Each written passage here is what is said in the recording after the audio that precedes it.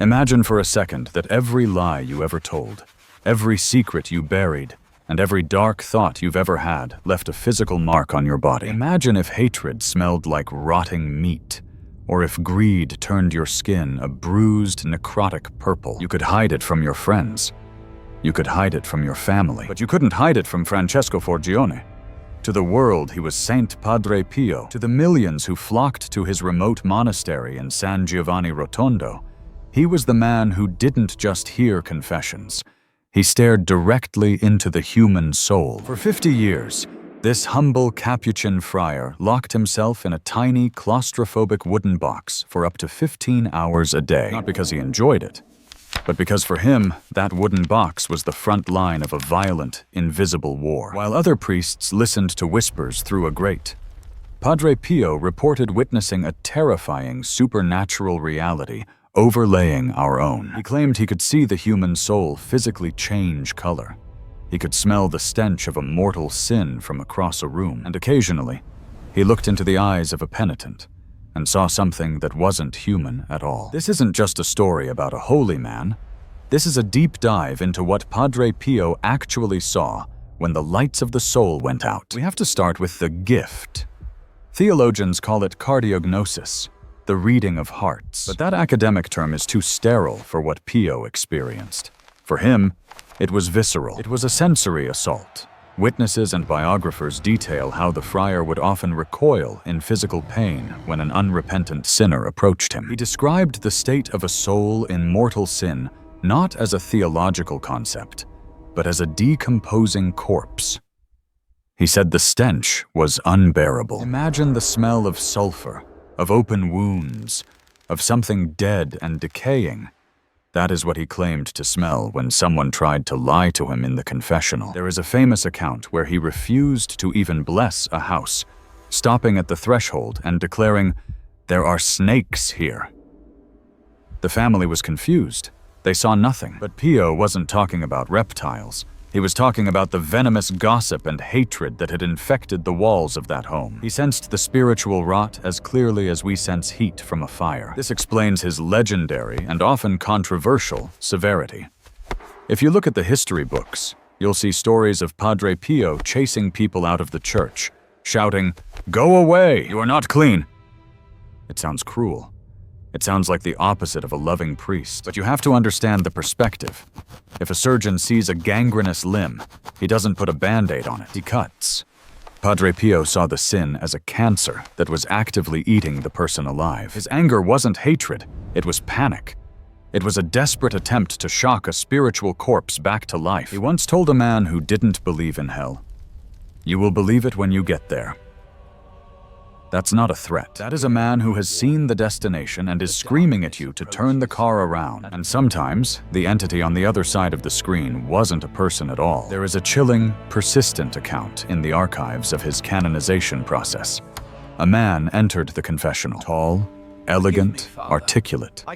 He began to list his sins.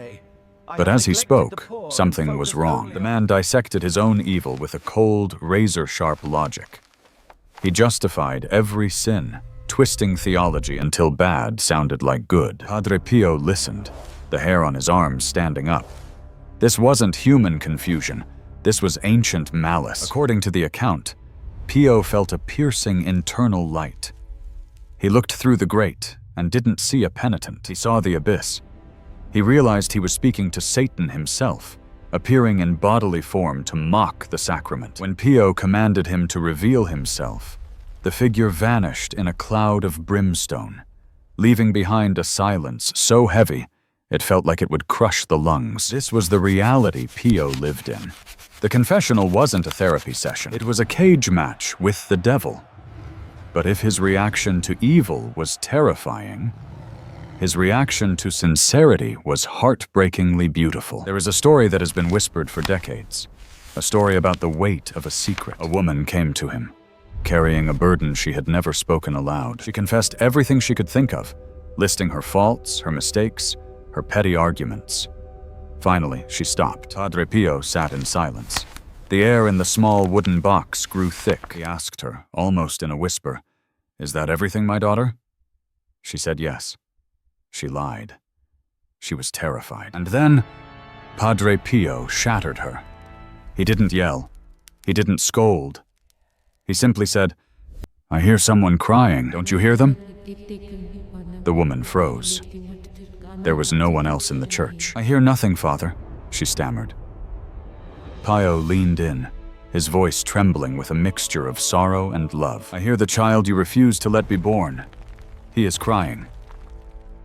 The wall she had built around that memory for years instantly collapsed. She broke down, sobbing, finally confessing the abortion she had believed was unforgivable. And in that moment of total surrender, the terrifying judge vanished. Padre Pio became the tender father, weeping with her, assuring her that God's mercy was bigger than her mistake. He exposed the wound only so he could heal it.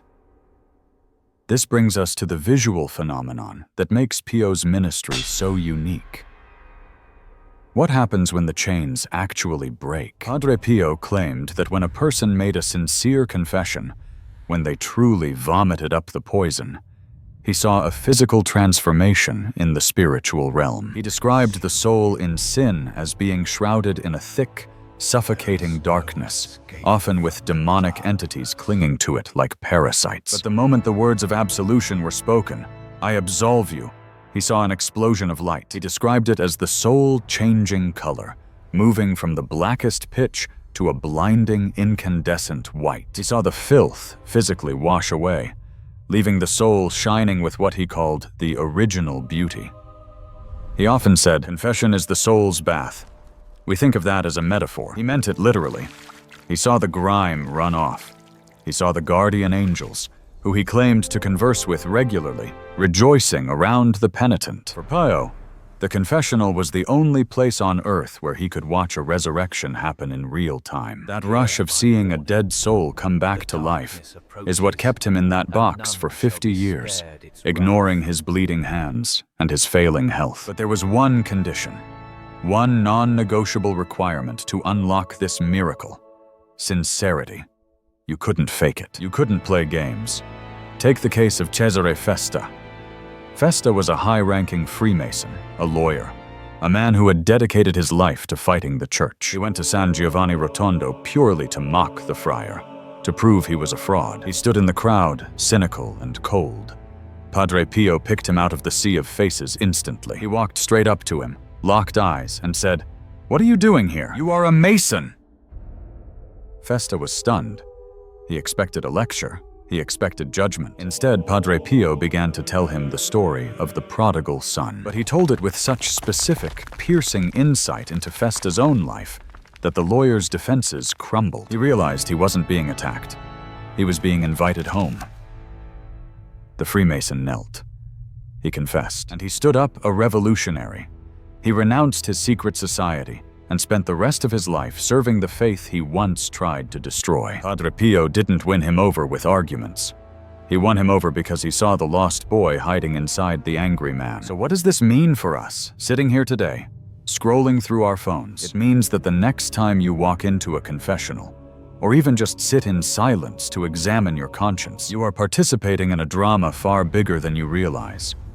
Padre Pio's life is evidence that our secrets don't just disappear into the void. They have weight, they have a smell, they have a color.